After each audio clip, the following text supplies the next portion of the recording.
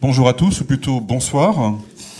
Donc, j'ai le plaisir de m'exprimer au nom d'Eramet, l'un des derniers mohicans de l'industrie minière française, si j'en crois Patrice Christman. Je ne suis pas un pessimiste, je suis plutôt optimiste. Et mon message, c'est un message de mobilisation. Je crois qu'il y a des risques, mais il y a des solutions. Et je vais me focaliser sur une réponse. Il n'y a pas une seule réponse, il n'y a pas une seule bonne réponse. Mais la réponse que je vous propose aux défis auxquels nous sommes confrontés, c'est celle du développement et de l'innovation dans les ressources minérales. Shigen Kaihatsu. Alors ça, c'est du chinois, mais en fait, c'est aussi du japonais. Ces gens-là ont un point commun avec d'ailleurs aussi les Coréens d'utiliser les caractères chinois. Et c'est intéressant parce que ça veut dire développement de ressources naturelles. Mais ce qui est intéressant, c'est le sens de ces caractères. Et notamment, j'aime bien les deux derniers, donc développement. Les deux premiers, ça veut dire origine. Donc ressources naturelles, c'est très profond pour les Asiatiques, pour les Chinois en tout cas, c'est ce qui est à notre source, c'est notre origine, notre source. Et c'est d'ailleurs assez logique. Et donc le troisième et le quatrième caractère, c'est développement. Et le premier, ça veut dire en fait essentiellement ouverture, ouvrir la porte. Et le dernier, c'est en fait se mettre en mouvement, se lever. Donc le développement, ça veut dire arrêter d'avoir des œillères, s'ouvrir l'esprit et se mettre en mouvement, se lever, se mettre en mouvement. Ça me paraît exactement ce dont nous avons besoin. De manière donc créative et innovante. Alors pourquoi est-ce qu'il y a un enjeu ? On parle beaucoup de la Chine. Je pense que c'est aujourd'hui le pays qui cristallise nos craintes. Patrice a parlé des problèmes de temps. C'est un gros, en termes de risque. Effectivement, pour moi, c'est une préoccupation. Il nous faut une vision à très long terme. La dépendance chinoise. La dépendance chinoise, c'est un problème pour nous, sachant que, en même temps, les Chinois sont dépendants de l'Australie et du Brésil pour le fer, par exemple. Donc, pour les Chinois, le fer, c'est rare. Mais pour nous, on est dépendants de la Chine. Mais on peut y remédier. Donc, y mettre fin, c'est une nécessité pour notre réindustrialisation. Et c'est aussi une opportunité. Donc, je vais essayer d'expliquer pourquoi. Et puis, bon, en France, qu'est-ce que nous faisons ? Alors, quand on m'a parlé de cet exposé, je me suis dit, mais au fait, qu'est-ce qu'un métal rare ? Puisque le sujet, c'est des terres rares et métaux rares. Qu'est-ce qu'un métal rare ? Alors là, gros problème, il n'y a pas de définition. Je ne peux pas vous dire ce que sont les métaux rares. Je ne sais pas. Et puis, même les métaux, je regarde dans le dictionnaire Larousse, c'est pas très clair. C'est la définition copiée dans le dictionnaire Larousse. Ben, franchement, quand on vous dit un éclat particulier dit éclat métallique, c'est une tendance marquée à former des cations. Je ne l'ai pas inventé, ça. C'est la définition de Larousse. Ben, franchement, c'est pas très clair. Donc, si avec ça, vous savez ce que c'est qu'un métal, je vous félicite. Alors, du coup, moi, ce que je propose comme définition pour la rareté, c'est que c'est une notion relative. Pour moi, il n'y a pas de métal rare dans l'absolu. C'est rare par rapport à quoi ? Donc, c'est rare par rapport à nos besoins. Donc, ce que je vous propose comme définition, c'est qu'un métal rare, c'est un métal dont la consommation est relativement faible et qui, cependant, fait l'objet d'une disponibilité limitée. C'est-à-dire qu'on a du mal à mettre la main sur les quelques grammes dont on a besoin. Ça ne veut pas dire que c'est un métal qui est peu présent sur et dans le sous-sol de la Terre. Alors je sais que Georges Callas a parlé de métaux rares en parlant de certains minéraux qui sont très rares dans les corps terrestres, mais par rapport à nos besoins, à mon avis, il n'y en a aucun qui est rare, dans l'absolu. C'est ce que disait Patrice tout à l'heure. En réalité, on ne craint pas aujourd'hui, à l'horizon du siècle, voire du millénaire, on ne craint pas d'épuisement de nos ressources par rapport à nos besoins connus identifiés. Alors bien sûr, c'est un domaine qui reste sujet à interprétation, et il n'y a pas de liste définitive. Et surtout, il n'y a pas la même liste pour la France, pour le Japon, pour la Chine, parce que les besoins ne sont pas les mêmes. Le nickel, c'est pas un métal rare pour la France. En ce moment, les Chinois qui sont victimes d'un embargo indonésien, pour eux, ça devient très rare. Par ailleurs, un point important que n'a pas évoqué Georges Calas tout à l'heure, c'est que la Terre continue à fabriquer des gisements. Vous allez me dire, oui, mais ça va prendre des millions d'années. Non. Il y a des gisements sous-marins en cours de fabrication par la planète. C'est quelques milliers d'années. Les précipitations de sulfure hydrothermaux, de cuivre, de zinc, c'est quelques milliers d'années. Donc la Terre est un ensemble vivant qui produit des métaux, qui produit des gisements. Donc à l'échelle de l'humanité, quelques milliers d'années, c'est pas énorme en fait. Donc nous n'avons pas un stock, on ne raisonne pas sur un stock à l'échelle des temps géologiques, c'est pas un stock, c'est quelque chose qui évolue. Donc c'est très important d'avoir ça en tête. On ne connaît pas nos ressources, on ne connaît pas, donc il n'y a pas de stock de matières premières identifiées. On essaye d'avoir une vague connaissance de nos besoins et de ce qu'on, comment dire, de ce qui existe à portée de main et qui est extractible et récupérable. C'est déjà pas évident, et même là-dessus, il y a plein de controverses. Alors, le fameux tableau de Mendeleïev, alors le mien est beaucoup plus simple que ceux qui ont été projetés. J'ai mis en vert ceux que nous produisons, que nous transformons chez Eramet, parce que nous sommes mineurs, mais surtout transformateurs et métallurgistes, et en bleu ceux que nous développons. Nous sommes aussi des recycleurs, donc pour certains de ces métaux, nous sommes recycleurs. Par contre, quand on regarde les métaux, en fait, je dirais 80% de tout ce que vous voyez là, ce sont des métaux. Parce qu'à part les gaz, ici, cette colonne-là, mais quasiment tout ça là, ce sont des métaux en fait. Et puis, pas l'hydrogène là-haut, mais on est quand même dans un monde de métaux. Donc c'est pas quelque chose de rare pour nous. C'est quelque chose dans lequel nous vivons tous les jours. Alors, ce sont là des interprétations, mais pour moi, il y a deux moteurs importants qui peuvent, à terme, pour nous, Européens, Français, déclencher une situation de rareté. Il y a d'une part ce que font les Indiens, les Chinois, c'est-à-dire qu'ils s'urbanisent. C'est une chose que nous avons déjà faite. Mais eux, ils le font depuis quelques années. Et donc, ça les amène à construire des infrastructures, des bâtiments. Et ça consomme beaucoup de métaux. C'est la révolution industrielle en cours en Chine, en Inde et dans les autres pays émergents. C'est pas le seul moteur de la rareté des métaux. Il y a aussi donc ce qu'on appelle, peut-être à tort d'ailleurs, mobilité et croissance soutenable. Les énergies vertes, les énergies propres. Alors j'ai mis propre entre guillemets parce qu'évidemment c'est pas propre du tout. Quand on connaît les impacts indirects de l'extraction, d'élaboration des métaux qui ont constitué donc les aimants permanents des éoliennes offshore. Mais c'est aussi valable pour le cadmium et le tellure des panneaux solaires à couche mince, métaux toxiques, recyclage mystère. Enfin, tous ces équipements-là sont des machines. Quand on fait des machines ou des panneaux solaires, ça consomme de l'acier, mais ce sont des machines, donc ça consomme des ressources. Et des ressources naturelles, minérales, qui sont donc potentiellement un problème pour notre environnement. Je pense que si on calculait le nombre de morts au mégawattheure d'énergie, au mégawattheure d'énergie installée, l'éolien, c'est de loin le plus meurtrier du monde. Parce que j'entendais dire que ce que montrait tout à l'heure Georges Calas sur les argiles ioniques dans le sud de la Chine, qui sont la seule source quasiment de dysprosium pour les éoliennes, ça tuait 3000 Chinois par an pendant des années. Aujourd'hui, je ne sais pas. Donc, il y a quelques questions à se poser sur l'énergie propre. Mais enfin, on en veut. On veut mettre des panneaux solaires et des éoliennes, et donc ça requiert des métaux dont on a parlé abondamment jusqu'à maintenant. Alors, il y a aussi le fait que si on met des énergies renouvelables, il faut stocker l'énergie, il faut la transporter.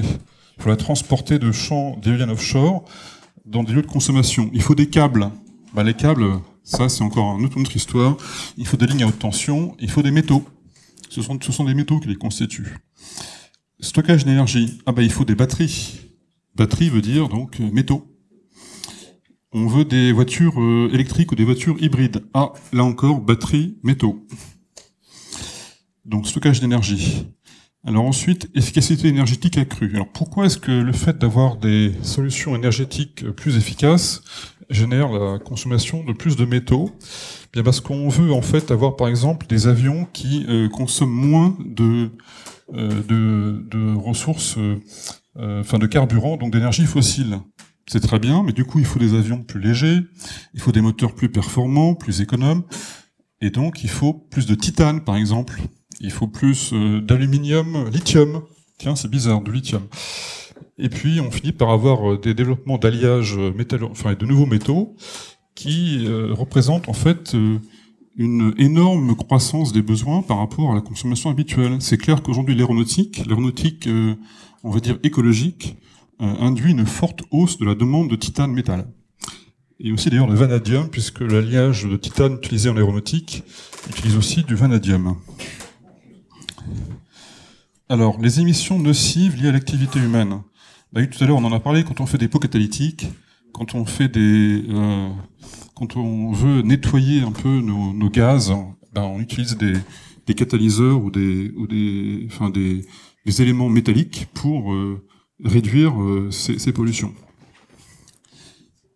Finalement, avec tous ces éléments-là qui sont en fait notre volonté, on met en œuvre des matériaux avancés, métalliques, avec des technologies de pointe. On le présente sous l'angle de la haute technologie, mais en réalité, ça se traduit toujours par une augmentation de la demande de métaux. Et pour les métaux rares, c'est plutôt ça en fait le facteur principal. Mais c'est pas seulement en Europe ou en France, c'est aussi en Chine, parce que les Chinois sont très friands de ces technologies dites propres, parce qu'eux aussi veulent avoir un air plus propre. Ils ont fortement besoin de réduire leurs émissions et ils veulent développer leurs éoliennes. Alors, quand on parle de mondialisation, moi j'ai tendance à dire que pour nous, dans les métaux, c'est pas de la mondialisation dont il faut parler, c'est de la sinisation. Le monde ne se globalise pas, le monde se sinise. Alors ici, c'est donc un exemple sur le fer et le nickel. En fait, c'est valable quasiment pour tous les métaux, y compris les métaux dits rares, niobium, molybdène, tungstène, cobalt, vanadium, terres rares. Donc vous avez en fait une courbe qui montre la part de la Chine dans la consommation d'acier brut dans le monde. C'est à peu près 50%. Pour le nickel, ça a franchi 50% l'année dernière. Et puis, bon, vous avez évidemment la consommation d'acier chinoise qui a explosé. C'est essentiellement pour le bâtiment. Mais c'est valable pour le bâtiment et pour l'acier, mais c'est aussi valable pour quasiment beaucoup d'applications. Et l'urbanisation étant derrière le facteur qui est le principal moteur. En termes de marché, l'acier aujourd'hui, c'est à peu près 1,5 milliard de tonnes. Ça représente à peu près 1500 milliards de dollars. C'est un très gros marché. Les métaux rares, tout à l'heure on en a parlé, mais c'est des 100 000 tonnes, 200 000 tonnes par-ci. C'est des marchés de 1 milliard de dollars. 2 milliards de dollars sont des tout petits marchés. Le cuivre, pour donner un ordre de grandeur, qui est un très grand métal, le cuivre, c'est à peu près 30 millions de tonnes, et c'est 300 milliards de dollars. C'est tout petit par rapport à l'acier. Le cuivre, c'est 1/5 de l'acier. Mais alors les métaux dits rares, c'est vraiment microscopique par rapport aux 1500 milliards de dollars du marché de l'acier. Les métaux rares, c'est 1 milliard par-ci, 2 milliards par-là. Et donc les grandes sociétés minières anglo-saxonnes ne s'intéressent pas à ça, elles s'intéressent plutôt au fer. Enfin, nous, Eramet, on s'intéresse à ces métaux dits petits, finalement. Alors, d'où vient l'origine de la crainte, finalement, de la rupture de cet approvisionnement? Il y a des facteurs techniques objectifs. Donc, je vais en parler rapidement, ça a déjà été évoqué. C'est que, à force d'extraire des mêmes mines de cuivre, de nickel, de cobalt, etc., eh bien, les gisements s'appauvrissent. Ça, c'est normal. Et la Chine a été un accélérateur très fort depuis 10 ans. La Chine a tellement prélevé de ressources sur la planète pour son urbanisation qu'elle a accéléré l'épuisement des mines qui étaient auparavant en production et qui sont encore en production. Donc on continue à produire, mais avec 2 fois moins, 3 fois moins de métal dans le minerai, dans le caillou. Et donc vous avez des exemples ici sur différents métaux de base, mais pour les métaux rares, c'est pareil. C'est pareil, sauf si on trouve de nouveaux gisements. Et pour ça, il faut chercher et il faut innover. Un autre aspect, c'est le fait que ça coûte beaucoup plus cher. Bon, ça, on en a déjà parlé tout à l'heure, donc je vais passer rapidement dessus.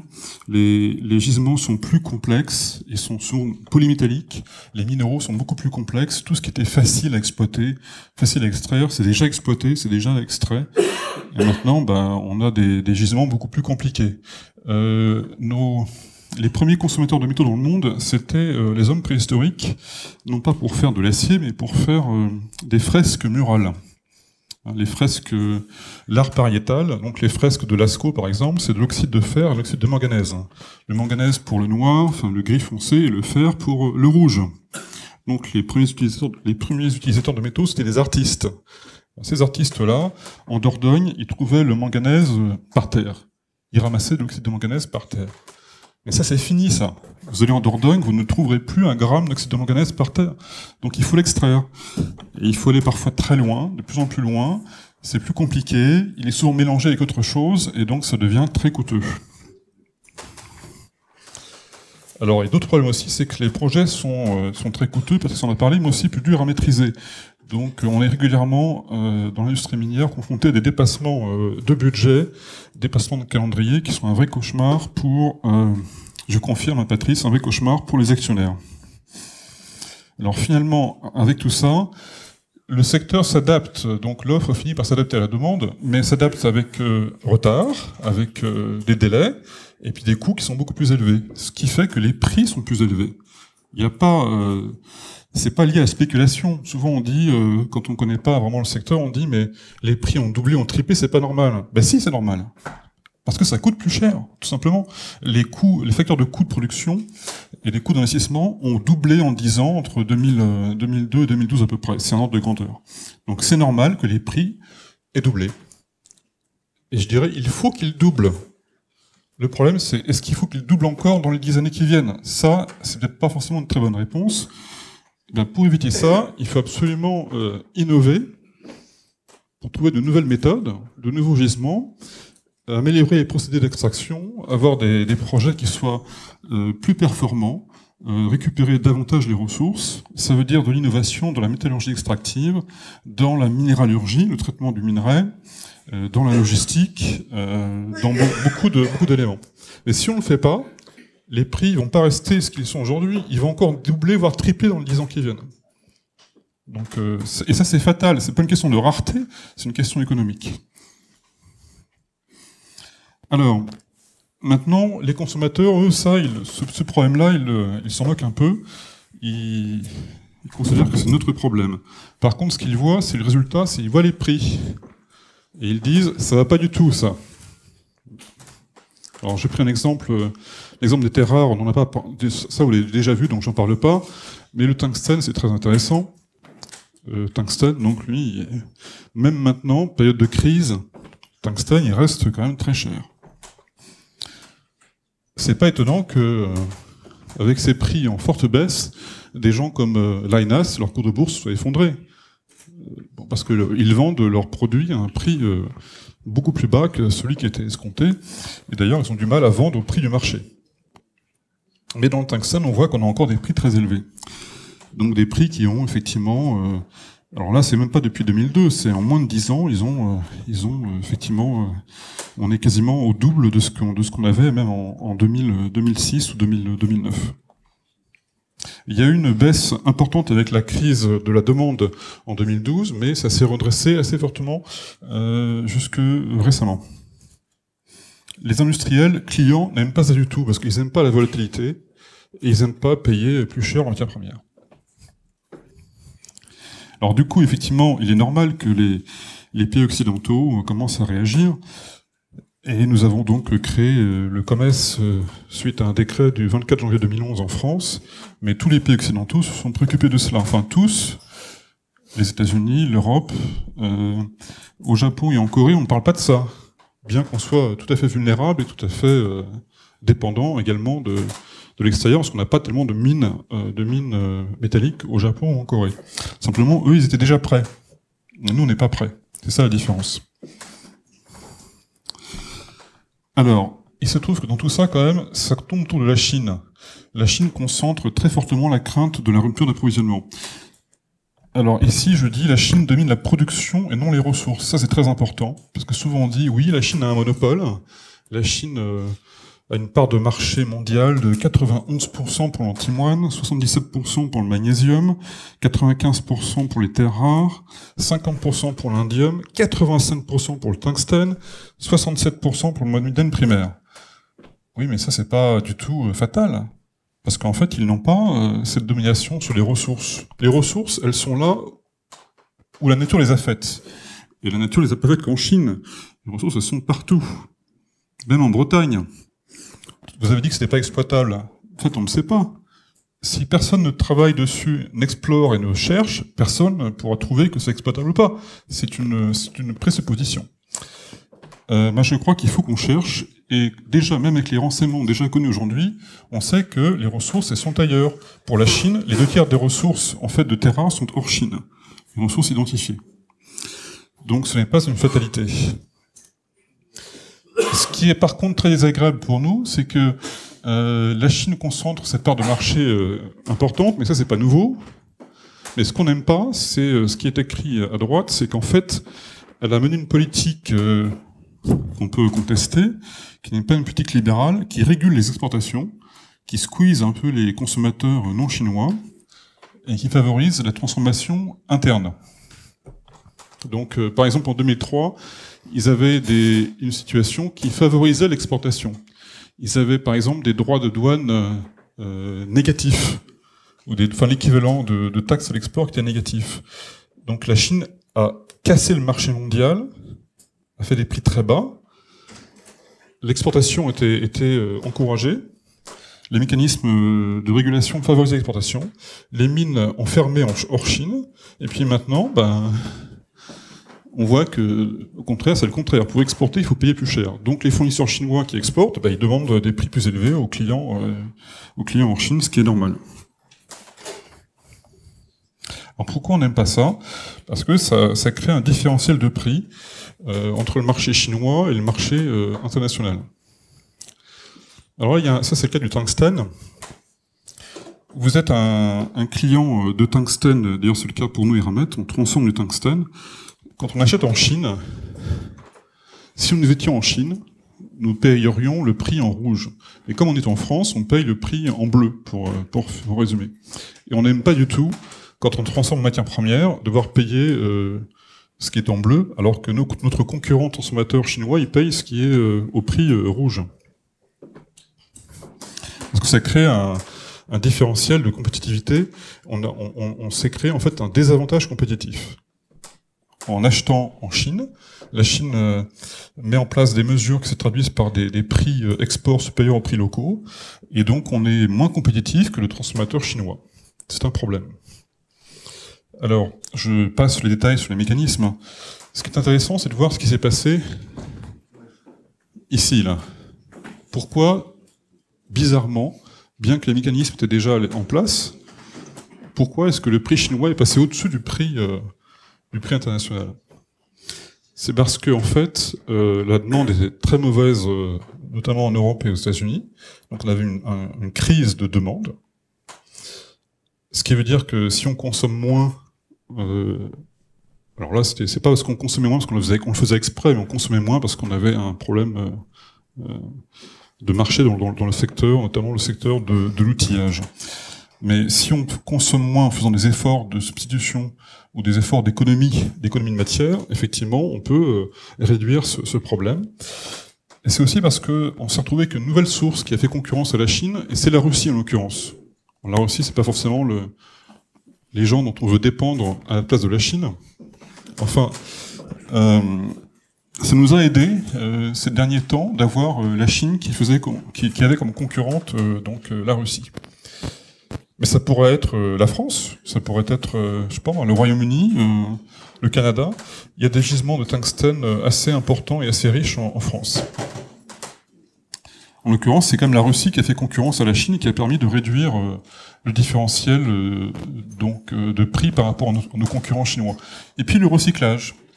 Il y a eu un développement du recyclage en Europe, et le recyclage a favorisé en fait la situation, puisque ça a réduit en fait le besoin d'achat en matériaux chinois.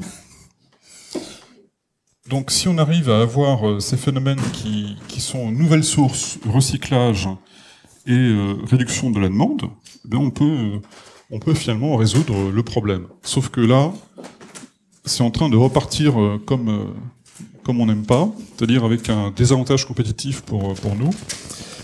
La seule solution durable sur le long terme, c'est de trouver d'autres sources, de développer d'autres sources de tungstène. C'est valable pour tous les métaux. Il se trouve que la Chine n'a aucun monopole de la ressource de tungstène, donc il est possible de développer de nouveaux gisements et de nouvelles mines de tungstène. Il y a des projets en construction, donc au Royaume-Uni. Il y a des mines de tungstène, il y en a une en Portugal, il y a des gisements intéressants en Espagne et en France, par exemple. Donc en Europe. Alors, un point important, c'est que tout le monde se plaint de la Chine, et la Chine vraiment concentre ce problème de crainte du rupture d'approvisionnement. Mais en réalité, ce qui est bizarre, c'est qu'il y a quand même pas mal de pays qui ont des quasi-monopoles. L'Afrique du Sud, donc, a un monopole important sur les ressources en chrome, mais personne ne parle de risque sur le chrome. Donc, pourtant, le chrome, c'est un métal aussi qui est important, on en a besoin. Mais bon, voilà. Donc ici, nous avons peut-être une petite bombe à retardement, c'est sur l'Afrique du Sud avec le chrome. Mais il n'y a pas que le chrome, ça c'est un exemple. Pour les Chinois, c'est clair que le fer est un problème. Ça, c'est un gros problème pour les Chinois. Nous, on s'en moque, mais ça pourrait être aussi un problème pour nous. En fait, c'est le problème que nous exprimons en parlant de ce sujet des terres rares et des métaux rares, ce n'est pas en fait la rareté du métal. C'est ce qu'on ne dit pas, mais ce que je vous dis là, enfin c'est ma proposition. Le problème, c'est qu'on n'aime pas du tout être dépendant des ressources minérales chinoises. C'est ça notre problème. On ne supporte pas d'être dépendant de la Chine pour des ressources minérales critiques dans des industries de haute technologie et qu'on qualifie de vertes.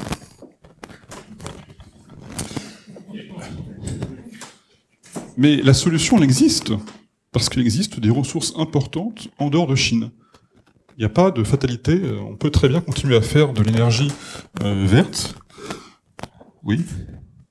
Et on peut très bien faire de l'énergie verte avec des métaux rares, mais il faut aller en dehors de Chine.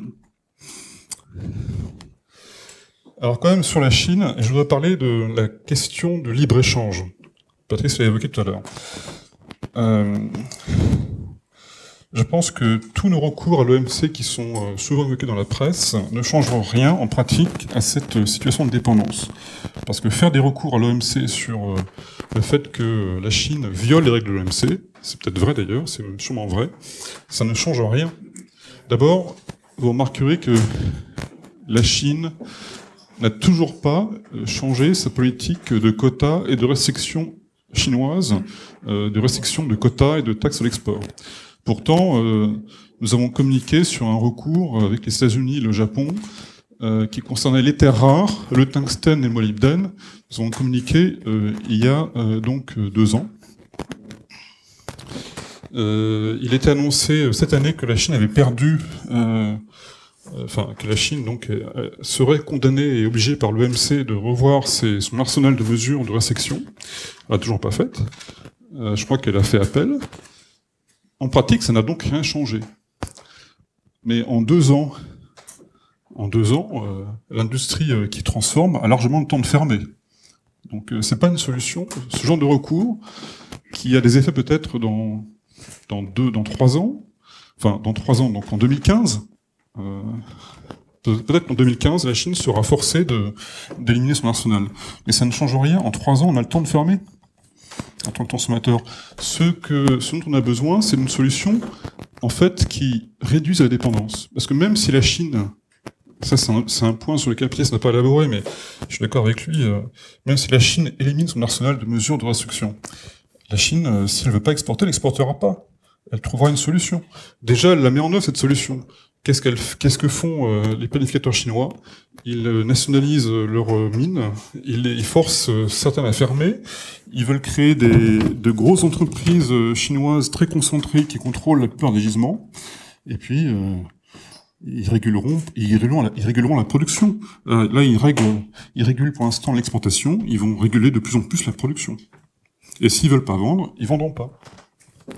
Si on est acheteur, c'est idiot de faire confiance à quelqu'un qui a un monopole. Hein. Il faut vraiment diversifier les ressources.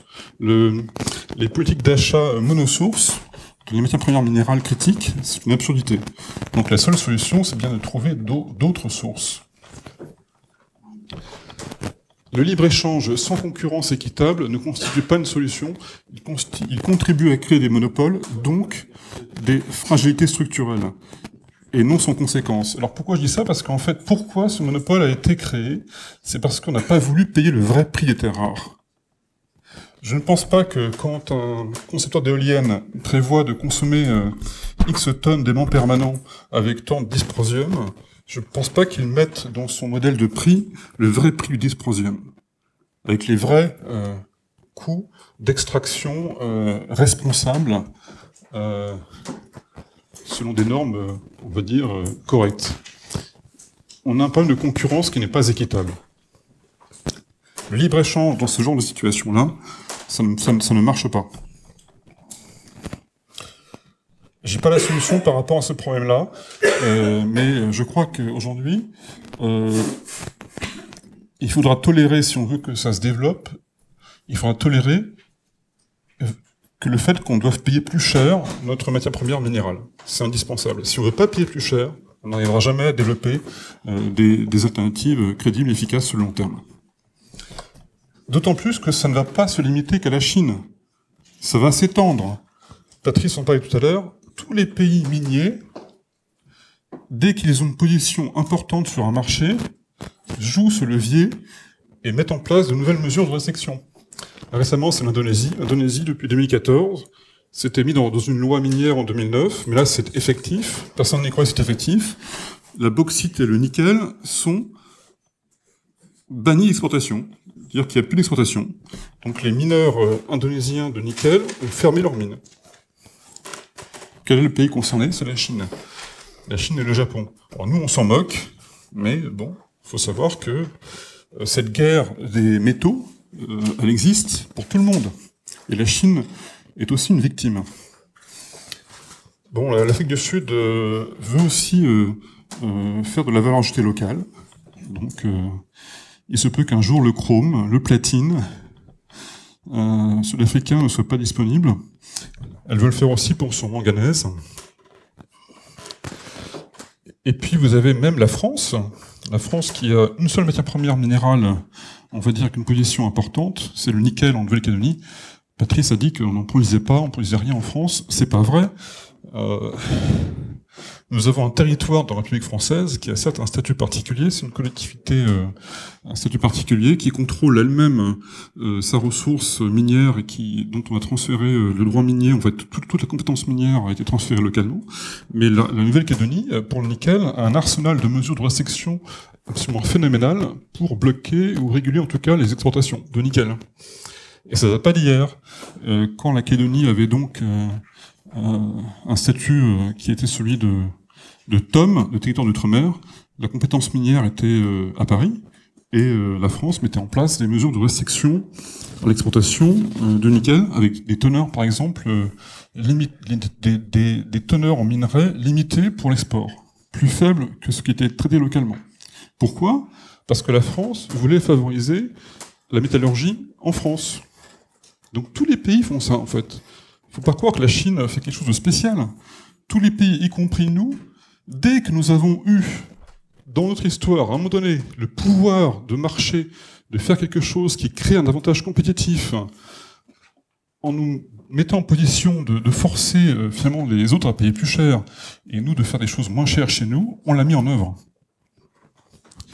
Donc c'est tout à fait normal quelque part.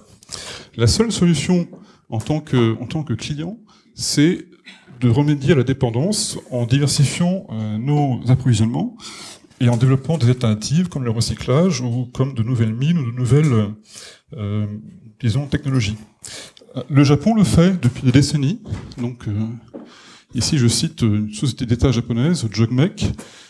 La Corée donc a mis en place le Korea Resources Corporation, KORES. Ce sont des sociétés qui financent de l'exploration, qui font de la recherche en métallurgie, et qui finalement ensuite favorisent le financement de nouveaux projets, de nouvelles mines, et qui négocie ou force la négociation de contrats d'approvisionnement privilégiant les industriels japonais ou coréens. Donc il contribue quelque part à sécuriser les approvisionnements nationaux. Alors que fait l'Europe dans tout ça? L'Europe est très en retard, parce que l'Europe s'est fait prendre par surprise.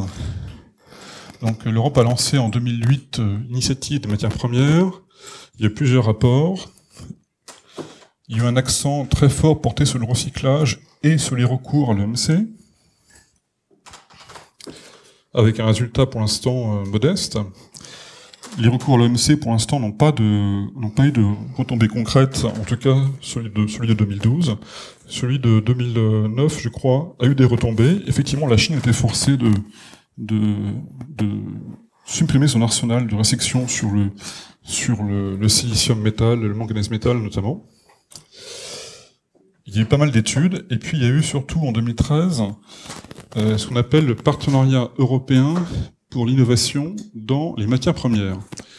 European Innovation Partnership for Raw Materials.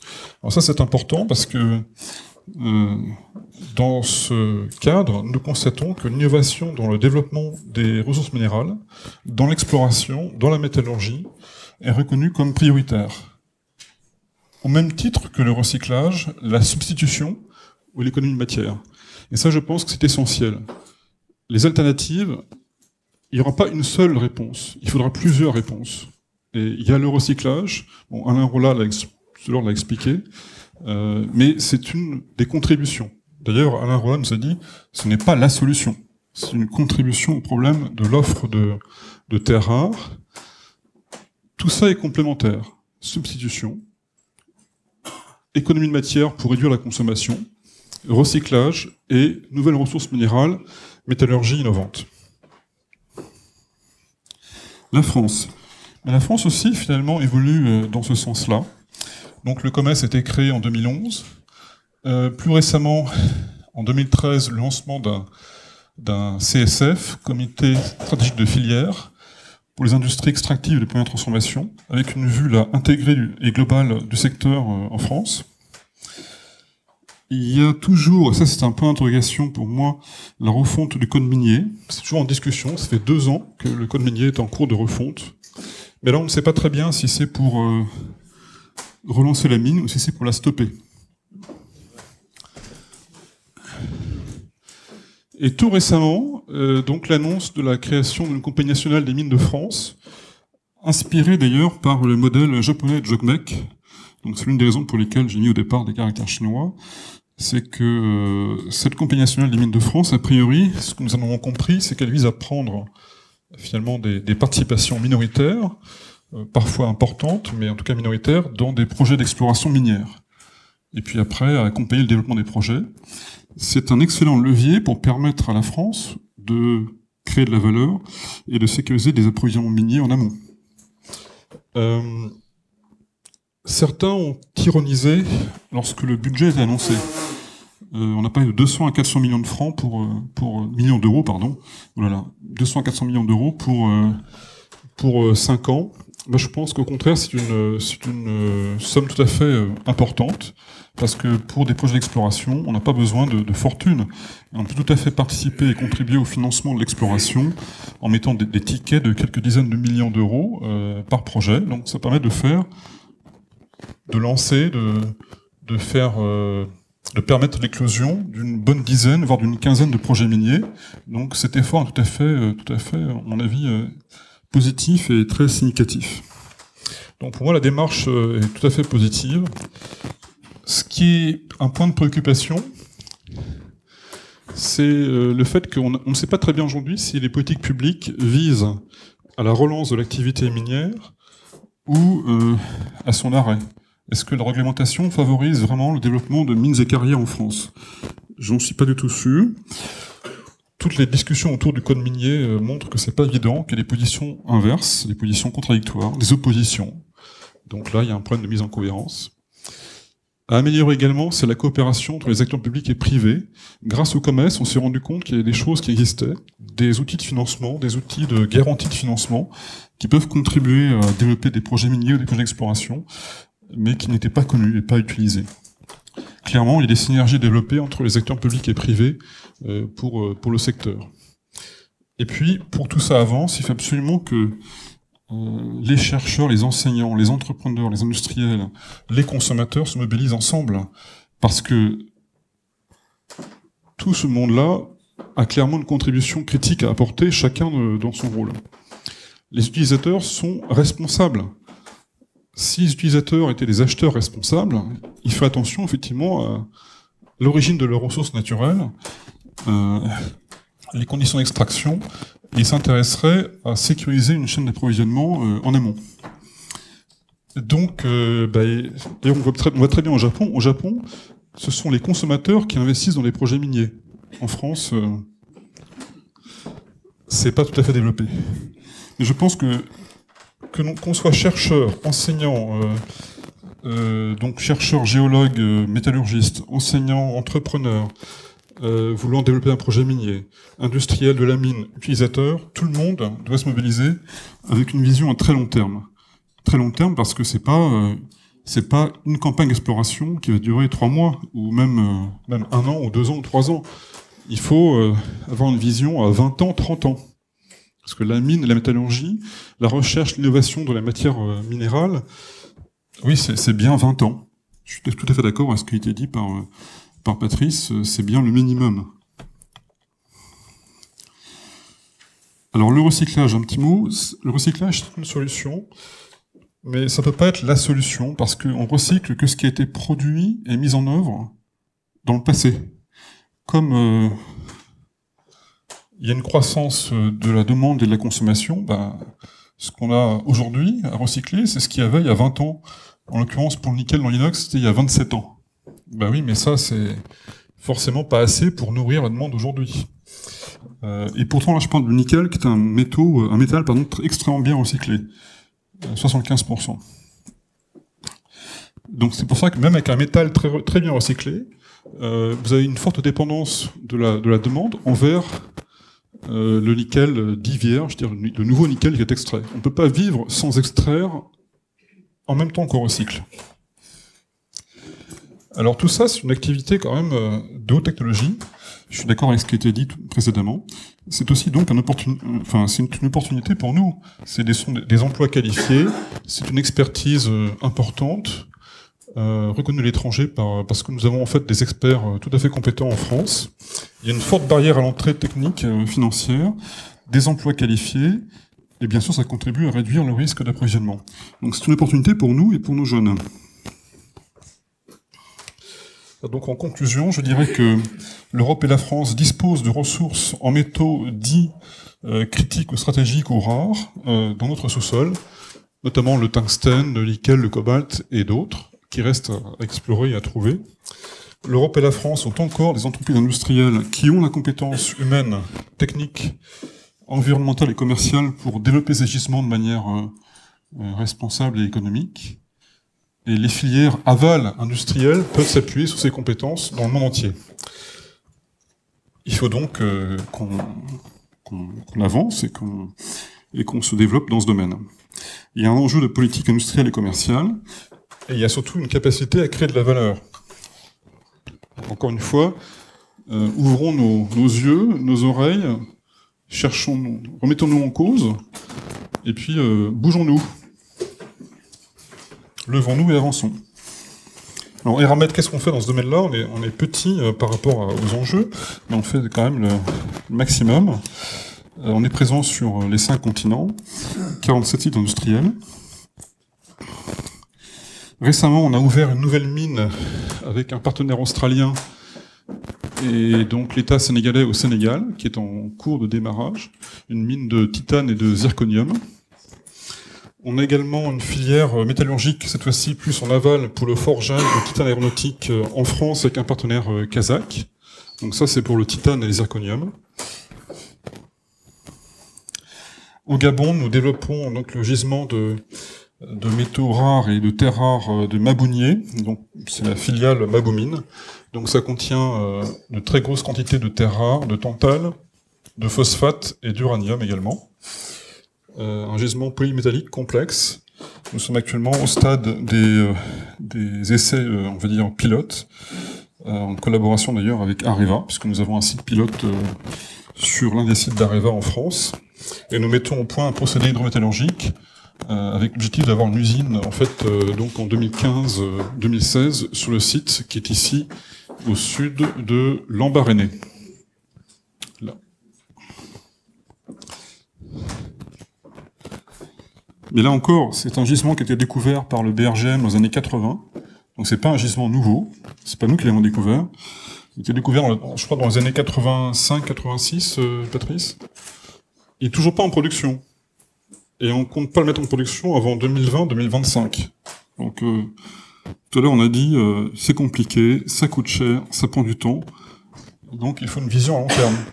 On ne peut pas avoir des visions, même à 5 ans. 5 ans, pour nous, c'est ridicule. Il faut vraiment voir 20 ans, 30 ans. Lithium.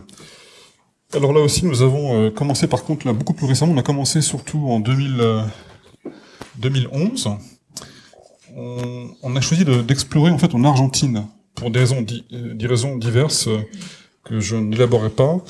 Enfin, je pourrais répondre après des questions, mais on s'est focalisé sur l'Argentine parce que c'est le seul pays où on peut explorer des saumures riches en lithium de manière normale, avec un accès tout à fait normal.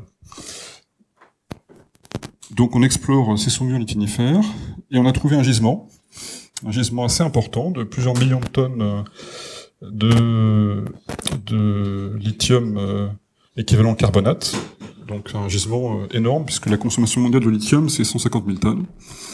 Mais il va nous falloir continuer à chercher et surtout à innover pour la métallurgie, parce que donc c'est nécessaire pour transformer quelque chose qui est dans le sous-sol, dans cette vallée, dans ce bassin, transformer une saumure en produit utilisable par les industries à l'aval. Il va encore falloir de l'innovation, du temps, de l'argent, pour avoir une vraie nouvelle source. Et sur ce, je suis à votre disposition pour répondre à des questions.